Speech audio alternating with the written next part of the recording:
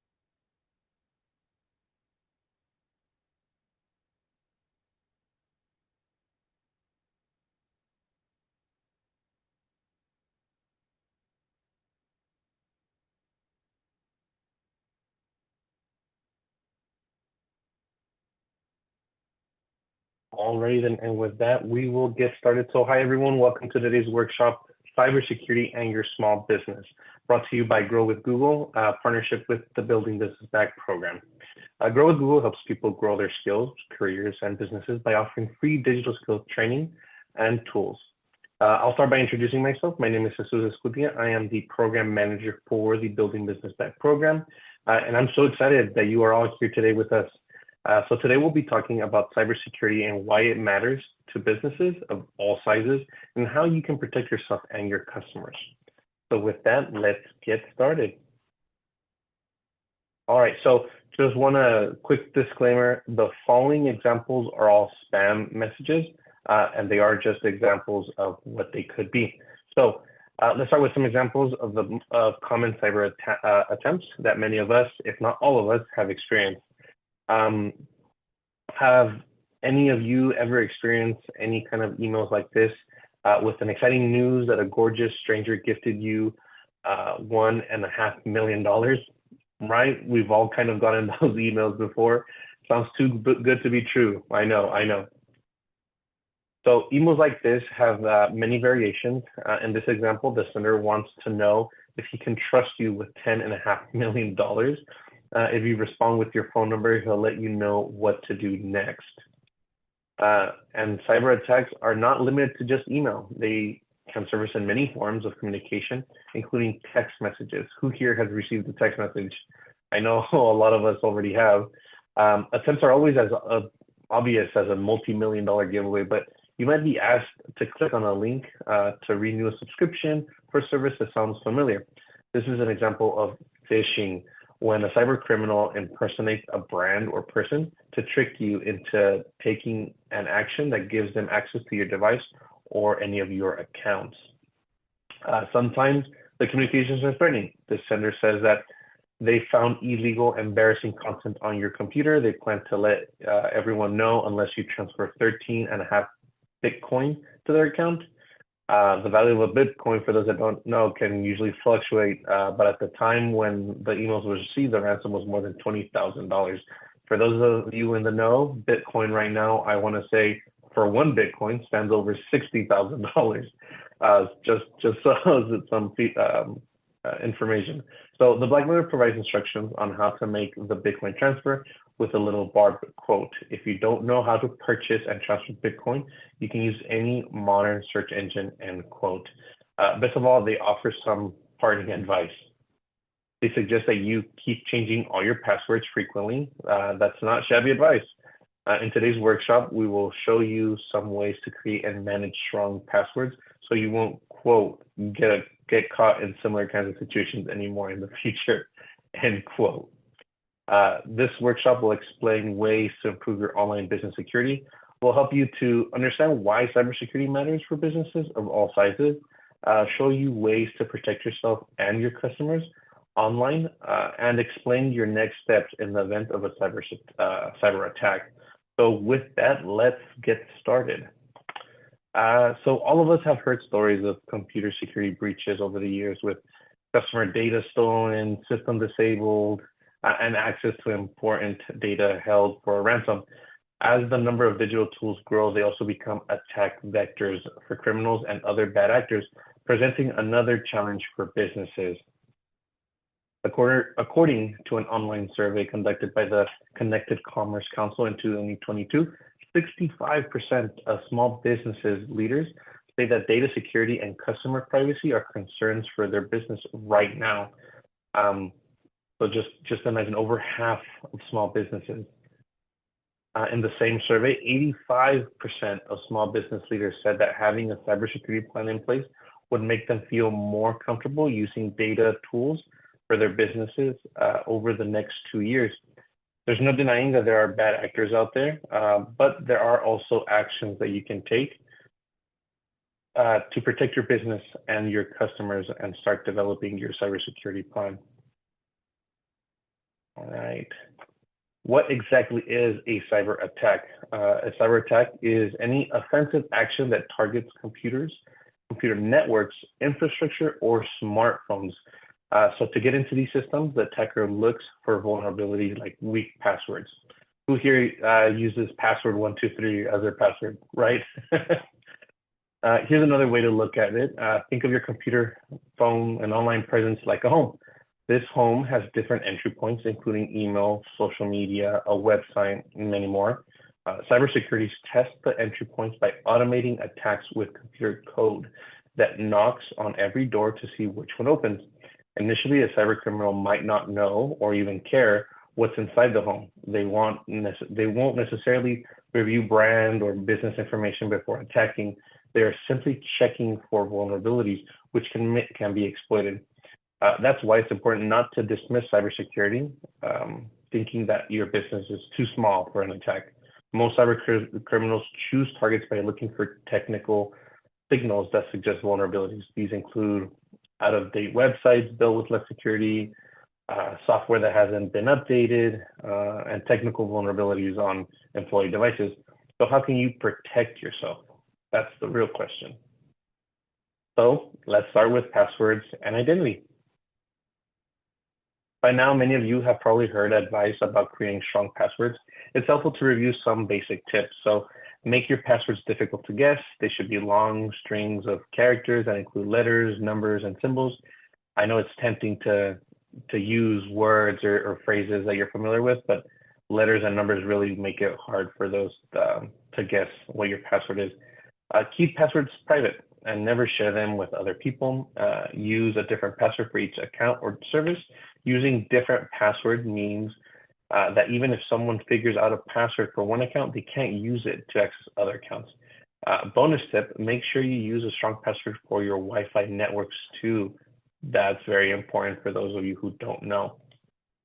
Perhaps an easier way to manage passwords is to use a tool called Password Manager. There are many options available, but they all essentially do the same thing. They help you securely store and autofill passwords so you can easily sign into your account. Some password managers can also generate secure passwords for you. You can find different options for password managers by doing a search for just Password Manager on Google. Google also has a no-cost option called Google Password Manager. Password Manager helps you create, save, and autofill your passwords, like I mentioned before. It can also alert you if any of your safe passwords have been compromised. Passwords are securely stored in your Google account. You can learn more if you're interested in this by going to passwords.google.com. An extra security measure you can use to protect your identity is called two-step verification. So this feature is also known as two-factor verification and multi-factor authentication, or MFA for short. Here's how it works. When you sign into a device or an online account with your username and password, two-step verification adds another requirement. You can't sign until you complete the second verification step.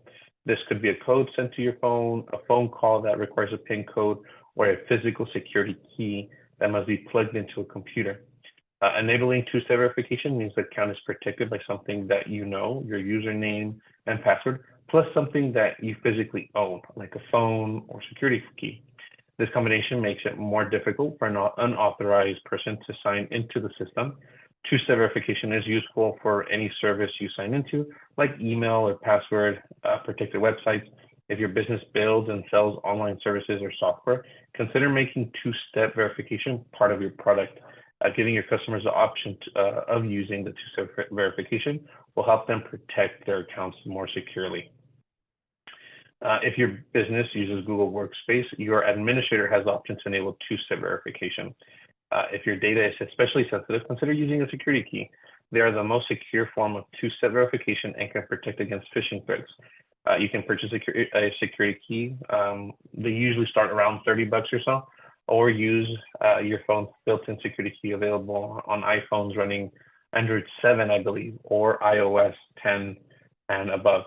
If you are using Google's consumer tools like a free Gmail, you can turn on two-step verification at your Google's account. Oh, sorry. I think I found, let me go back one, I think. Here you go. In any case, making it much more difficult for cyber criminals to access your account. Okay, if you use Google Workspace, you have an administrator account or admin account, even if it's just you. An admin account has privileges to manage services like Gmail, Google Docs, and other people in your organization. Everyone that has an associated Google Workspace account. If your business does not have a dedicated IT administrator, you're probably the admin. Here are some tips to help the admin set the Google Workspace account up for success. So first, you want to limit who can see newly created files. You can control who can see the files created by the users in your Google Workspace account, your employees or colleagues. By turning link sharing off, you can make sure only the user who created a file can open it until they explicitly share it with other people. You can also add an automatic warning if a file is being shared with someone outside of the organization. Another tip, limit how users share their calendars. Company calendars can contain sensitive information, so you might want to restrict calendar sharing so external users cannot see the event details. Finally, don't get locked out of your account. If you set up a recovery phone and email address, Google can send a new password via phone, text, or email. You can get a step-by-step instructions to manage these security options in the Help Center. And then the URL is g.co/grow/workspace security to learn more about these features. So the Google Workspace Administrator sets up security options that apply to everyone in the organization, but individual users can add their own restrictions. For example, if you share a file with another person, you can control whether they can edit, comment on, or only view the file. After you share a file, you can stop sharing at any time. You can also control if people you shared with change permissions, share your file with others, and if people with viewer or commenter access can download, print, or copy the file. To learn more about how files and folders can be shared, visit g.co/grow/sharing files to learn more about how you can do this.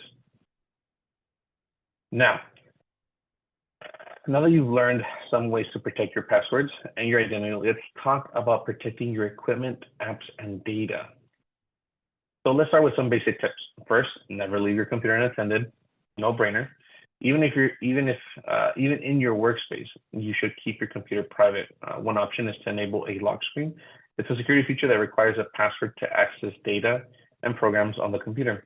That way, if you step away from your computer for a few minutes, the lock screen keeps your work private. If you're responsible for distributing computers to employees or colleagues, make sure they can access only the devices that are assigned to them. In addition, people should have access only to the tools they need to do their job. For example, a sales team might need access to inventory records, but not payroll data. If systems access is limited, there's less risk to the business if a device falls into the wrong hands. Finally, make sure hardware comes from a trusted source before using it. For example, if you find a USB stick on your desk and you're not sure where it came from, don't plug it in your computer. The same considerations apply to mobile devices. If your colleagues and employees can access company files via smartphones or tablets, consider creating a mobile device management policy. The policy could be, for example, require employees to encrypt their device, require a PIN to unlock them, allow remote wiping of data. If you allow employees to access company data from their personal devices, consider what could happen if the device is stolen, lost, or if the employee leaves the company. One solution is remote data wiping, a feature that enables an authorized person to send a command that completely erases all stored data on a device. This option can protect your company's assets and reduce risk of data breaches. Now that you know some ways to protect your equipment, let's cover a few other safety precautions that can protect your apps and your data. First of all, make sure that your operating system and software is up to date. It's important to use supported software that allows you to run regular updates when possible. Enable auto updates so you have the latest security fixes as soon as they're available. Review your devices. Are there apps that you do not need? If so, remove them. Finally, if you're responsible for distributing computers to your employees or colleagues, establish policies that limit what data can be stored on their devices. Again, if a device contains only the information necessary for someone to do their job, there's less risk to the company if it falls into the wrong hands. Many of these security precautions can be addressed by using cloud-based computing systems like Google Cloud, SharePoint through Microsoft. Google Cloud powers more than 100 products and services, from financial service products to gaming.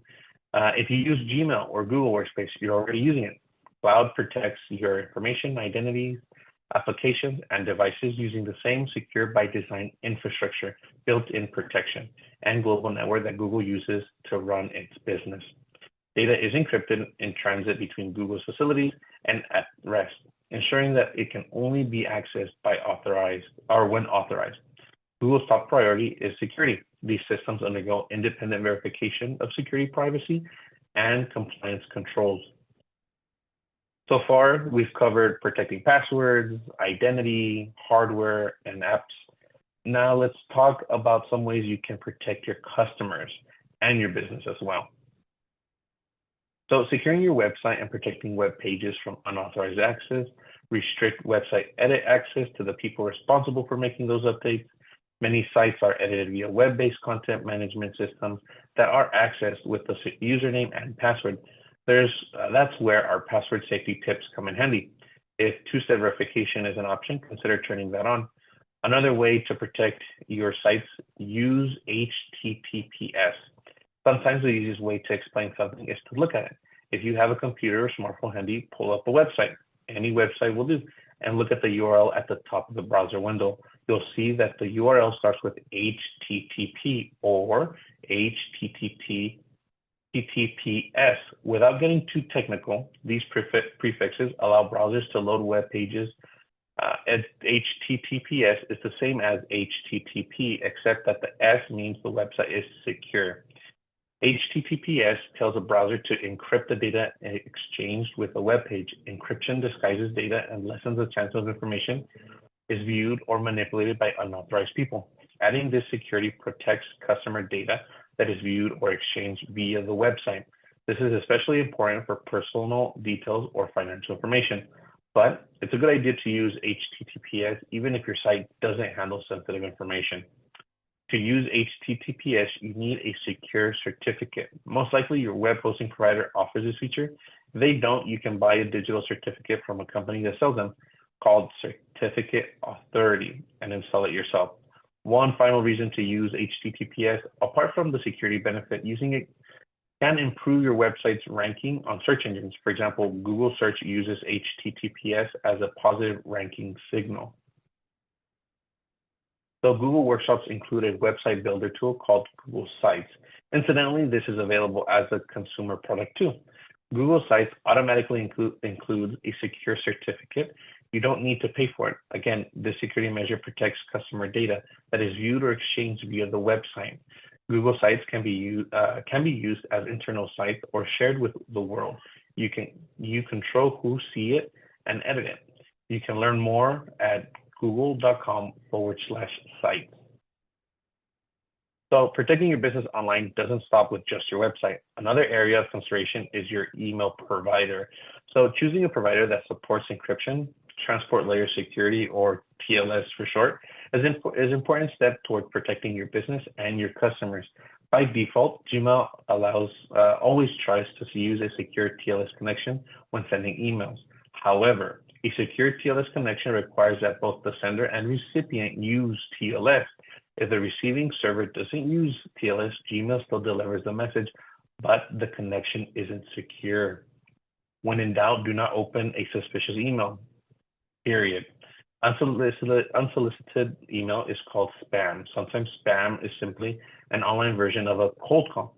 Sometimes spamming can be a cyber attack attempt. Remind colleagues and employees to be careful when clicking on email attachments, downloading files, or visiting new URLs. Never click on links in unsolicited emails. Look out for suspicious senders and suspicious sender email addresses and email signatures. And never share personal information such as username and passwords, social security numbers, credit card numbers, and etc. One common type of email attacks is called phishing. In a phishing attempt, a cyber criminal impersonates a trustworthy brand or person to trick you into taking an action that gives them access to your business or customers. For example, they might try to trick you into installing a malicious piece of software called malware that will give them full access to your computer data, or they might impersonate a credit card company in order to steal your username and password or other information and financial information. Phishing attacks can target an individual person or be broadcasted to a large group. And a phishing is not limited to email.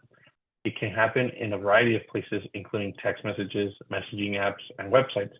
To make matters worse, phishing attacks can be fairly sophisticated, and the communication may appear legitimate at first glance. Let's take a look at how you can identify suspicious emails. Spam emails, malicious or not, can be difficult to spot, but there are some warning signs that can help you make a decision about whether it's safe. Unfortunately, each of these signs does not necessarily indicate that the email is spam. Sometimes it's a combination of signals that will tip you off. First is the email from a sender you recognize. Check the display name. Does it match the email address you expect? If the display name is your well-known finance institution, but the email address is givemeyourmoney12345@gmail.com, that's a pretty good clue that this is not a legitimate email. Also, review the email subject line. Many spam inject a sense of urgency, hoping you'll take action. The email might literally include the word urgent in all capital letters. Sometimes, like the example shown on this slide, the subject line will warn you about an unexpected expense. Some email programs like Gmail offer the option to select an identity photo. If you know the sender and notice the absence of their profile photo, it's another warning sign. The next clue, poorly written copy. This will be a judgment call on your part because even the biggest brands can make a spelling or grammar mistake. But if the phrasing is awkward, if the sentences don't read naturally, it's a sign that the email text might be a product of translation tool and possibly spam. Take a look at the subject line of the email shown on this slide. Invoice has been done and we will charge dues, $348.60. That should be a big red flag that this is not a legitimate email. Finally, be very careful about attachments. Never ever click an attachment on an email that is suspected of spam. Let's look at another cyber tech attempt. It's a tricky one. Take a look at these two screenshots. Both appear to be from Google, asking you to input your two-step verification code that would provide access to the account. Can you spot the fake? They look very similar. Here's a closer look at the fake version. The first thing you'll notice is that you don't recognize this person.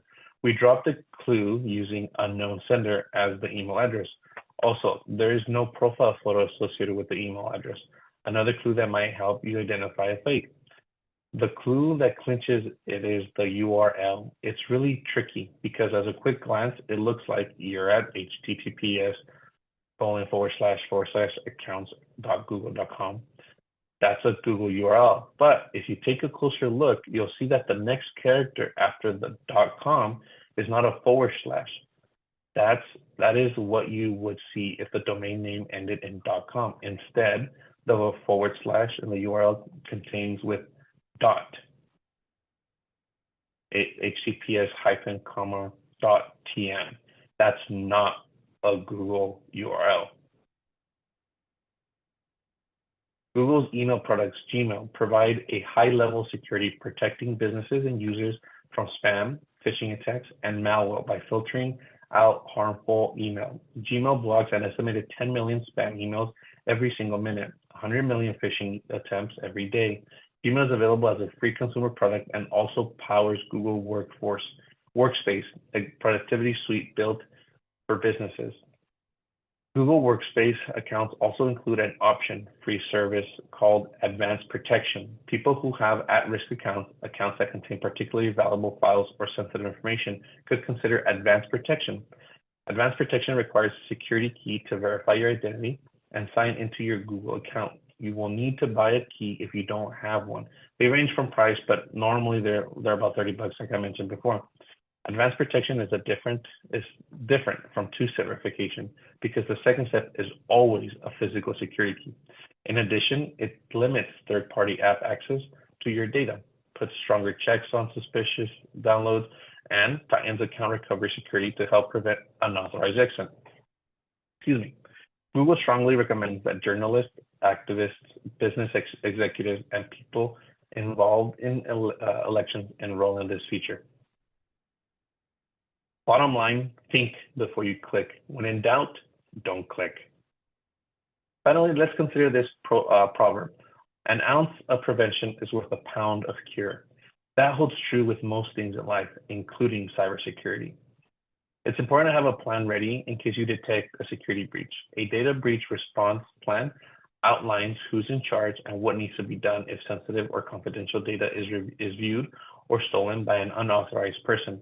This plan can protect your business assets by ensuring that action is taken quickly if things go wrong. For example, in the case of ransomware attack in which cybercriminals steal sensitive data and then demand a ransom for its return, a solid response plan would include making sure you have recent data backups, take time to develop a clear plan in advance so everyone understands what steps to follow if a security incident occurs. Another step you can take to protect your equipment, software, and systems is to create a record of your technology assets. Which platforms, tools, and softwares are you using? What accounts like social media do you have? Don't forget to include suppliers and customers as well as employees. During your inventory, you might also discover out-of-date software, a potential target for cyber criminals. Answering these questions will help you develop an asset inventory, an important step for improving online security. You do not want to train employees about cybersecurity while you're experiencing a cybersecurity breach. Do not wait. You might designate someone at your business to be responsible for online safety, policies, and training. You could create an internal training website where security information and resources are available. Training and resources are a great start, but it's just as important to make sure your company has a strong security culture. Employees are the first line of defense. Ideally, they feel comfortable reporting concerns or mistakes without fear of blame. In the event of a security breach, the focus is identifying and resolving the issue and preventing similar problems from happening again, not pointing fingers. You can build a security culture by discussing security regularly, encouraging employees to share concerns, and making sure that the company leaders model good security practices. Think about security culture in your business. How can you make improvements? Consider the scenario: despite your best security efforts, you are a victim of a cyber attack. Perhaps you inadvertently clicked on a link in a phishing email, or your account was hacked. Maybe you don't even know how your systems were breached, but you notice suspicious activity on your account. If you even suspect that you've been attacked, you should take proactive steps immediately. Start by telling your IT department what happened. For many small businesses, the IT department might be you. Contact all the financial services where you have accounts, including banks and credit card companies. Check closely for any activity you don't recognize and report fraudulent activity. Close or place holds on any accounts that you suspect may have been compromised. Check your credit report for any new accounts that you didn't open. You can request a free credit report from each of the 3 nationwide credit reporting agencies every 12 months. Report any fraudulent accounts or loans you don't recognize. Consider protecting your credit by placing a fraud alert or freezing your credit. After securing your bank and credit information, report the attack to the appropriate agencies. First, file a report with the local police so that there is an official record of the incident. The next step is to file a report with the FBI's Internet Crime Complaint Center, or I3C. Cyber crimes reported here will be investigated and referred to the appropriate agency. To file a complaint, visit www.ice3.gov. If the security breach involves frauds, scams, or bad business practices, contact the Federal Trade Commission, or the FTC, at www.reportfraudftc.gov. If you find any fraudulent activity on your credit report or have reasons to believe someone is using your social security number, you can also file an identity theft report at www.idtheft.gov. Depending on the situation, the steps you take will vary. If you are experiencing a ransom attack, you should immediately disconnect the affected device from your network. If data was stolen or compromised, you should take steps to protect your company and inform customers if their data was involved. No matter what type of cyber attack you experience, it's smart to change your password. If your equipment or system are compromised because of malicious software, you may need to seek professional technical support. Do a search for Managed Security Support Provider to see options for companies that might be able to help, and continually monitor your credit and financial accounts. Let's recap all the topics we discussed today and look at a few additional Grow with Google resources. So first, use strong, unique passwords for all your accounts. Consider using a password manager. Use a 2-step verification whenever possible.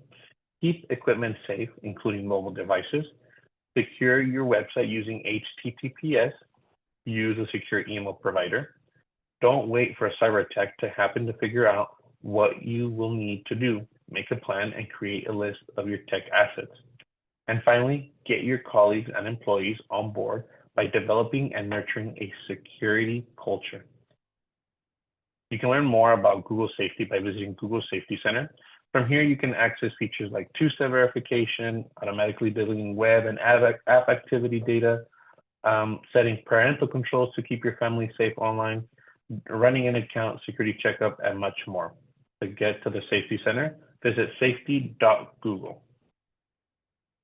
If you enjoyed the video lesson, subscribe to Grow with Google YouTube channel at youtube.com/Grow with Google. The channel publishes videos covering topics that can help you grow your skills, careers, and businesses. And with that, I want to thank you so much for attending today's workshop. We truly value your feedback. If you would take a moment to share your thoughts, we'd appreciate it. You can access a survey at g.co/grow/feedback, or by using your mobile phone's camera to scan the QR code on the slide. Click the banner that appears to access the survey. And again, thank you so much for being part of Google.